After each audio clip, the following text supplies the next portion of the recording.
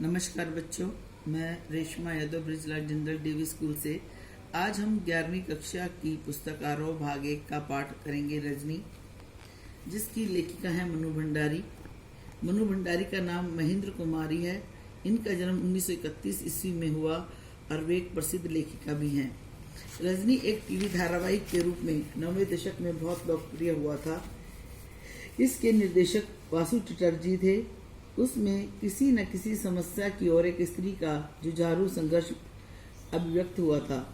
प्रस्तुत अंश में शिक्षा के व्यावसायीकरण पर ध्यान खींचा गया है।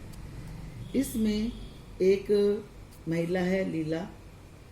रजनी उसे बाजार चलने के लिए कहती है तो लीला अपने पुत्र का रिजल्ट लेकर आने की बात करती है। लीला ने केसरिया रसमलाई मंगवा रखी है जो उसके बेटे अमित को बहुत पसंद है। जब अमित रिजल्ट लेकर आता है तो वह बताता है कि मैथ में उसका रिजल्ट बिगड़ा हुआ है। मैथ में केवल उसे 72 अंक ही मिले हैं। अमित कहता है कि ट्यूशन ना लगने के कारण मैथ में नंबर कम है। सर बार बार ट्यूशन के लिए कह रहे थे। अर्धवार्षिक परीक्षा में 96% अंक लेकर भी ट्यूशन के लिए दबाव डाला जा रहा था। 22 लड़कों को वे ट्यूशन पढ़ाते थे। अमित अपने कम नंबरों पर रो पड़ता है। सर के कहने पर ट्यूशन लेनी ही पड़ती है, अन्यथा नंबर कम दिए जाते हैं। शिकंजी पीते हुए रजनी कहती है कि कल 9 बजे अमित के स्कूल चलेंगे। अमित को वहां स्कूल जाना अच्छा नहीं लगता क्योंकि उसे सर के गुस्से का भय है। लीला भी झगड़ा नहीं करना चाहती। रजनी गुस्से में वहां से निकल जाती है। वह स्कूल के हेडमास्टर के पास अपनी चिट भिजवाती है। वह रजनी को बुलाता है। हेडमास्टर पूछने पर वह कहती है कि मैं 7वीं कक्षा के अमित सक्सेना की मैथ की कॉपी देखना चाहती हूँ। हेडमास्टर सालाना परीक्षा की कॉपियां न देखने की बात करते हैं। बच्चे के कहने पर कॉपियां दिखाएं यह कोई नियम नहीं है। रजनी व्यंग से कहती है कि इसका मतलब आपका स्कूल बहुत नियम से चलता है, तो फिर ट्यूशन का कौन सा नियम है? यदि आप कुछ नहीं कर सकते तो इस कुर्सी को छोड़ दीजिए, क्योंकि यहाँ कुछ करने वाला व्यक्ति चाहिए। रजनी जब अपने घर जाती है तो उसका पति आता है। रजनी उसे स्कूल की बात बताती है। उसका पति उसे किसी न झगड़े में पड़ने के लिए कहता है तो रजनी वो शोषण के विरुद्ध आवाज उठाने पर तुली होती है। वह कहती है कि गलती करने वाला भी उतना ही गुनहगार होता है जितना सहन करने वाला। डायरेक्टर ऑफ एजुकेशन के ऑफिस के बाहर एक चपरासी बैठा है। डायरेक्टर से मिलने का समय निश्चित है।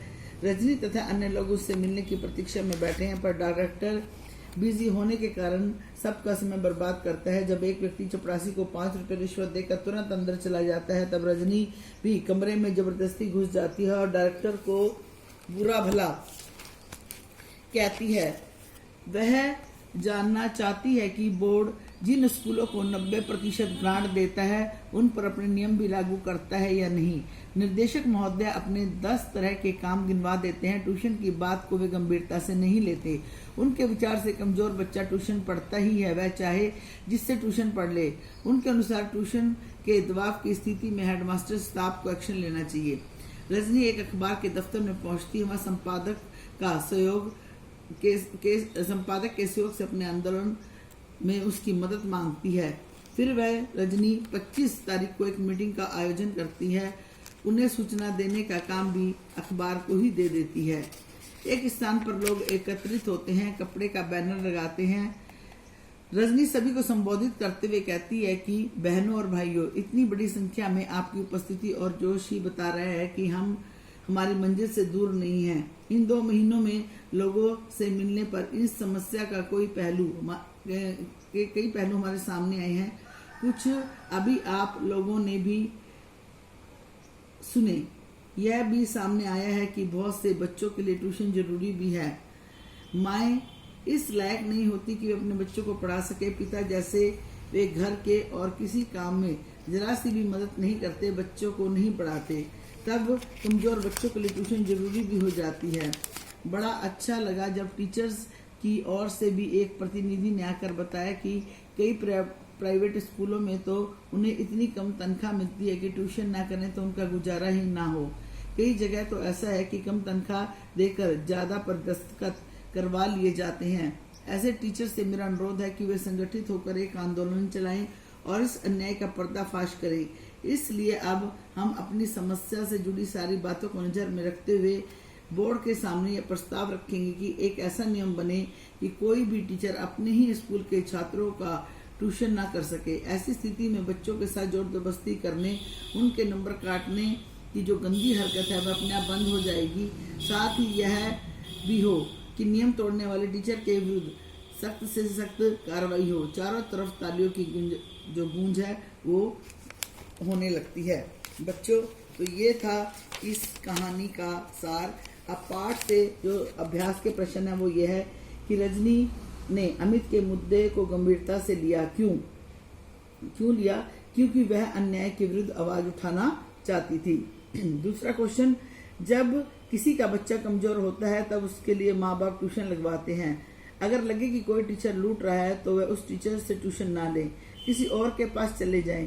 ये कोई मजबूरी तो है नहीं। प्रसंग का उल्लेख करते हुए बताए कि यह संवाद आपको किस सीमा तक सही या गलत लगता है। तर्क दीजिए। बेटा ये आप खुद करोगे। उसके बाद है, एक और आंदोलन का मसला मिल गया।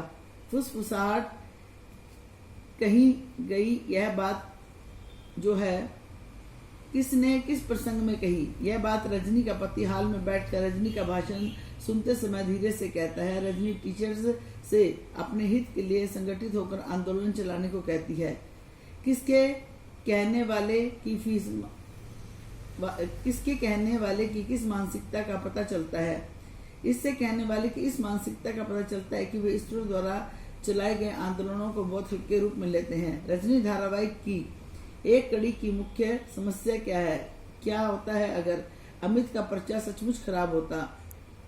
यदि अमित का पर्चा सचमुच खराब होता तो यह समस्या उभर कर नहीं आती। संपादक यदि रजनी का साथ ना देता तो यह समस्या इतनी ताकत से उभर कर ना आती और सफलता प्राप्त नहीं होती। बेटा ये थे अभ्यास के प्रश्न।